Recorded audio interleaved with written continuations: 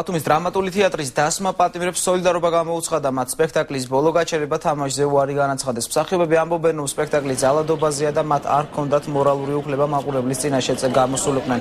ძალადობა დაგმეს თელავის თეატრის მსახიობებმაც, მათ აქცია ცენტრალურ მოედანზე გამართეს.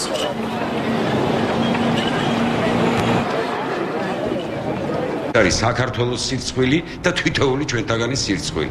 ამ შემთხვევაში ჩვენ ვთვლით, რომ ჩვენს ერთგულ მაყურებელს აუცილებლად აქ ფოეში უნდა დავხვედროდით და უნდა გვეთქვა, რატომ არ თამაშობ დღეს სპექტაკლს. ჩვენ არ ვქონდა დღეს არანაირი მორალური უფლება იმისა, რომ გეთამაშა სპექტაკლი. არ შემწევდა მე პირადად ძალა და არც ჩემს კოლეგას დასის წევრს, რომ დღეს ეთამაშა სპექტაკლი.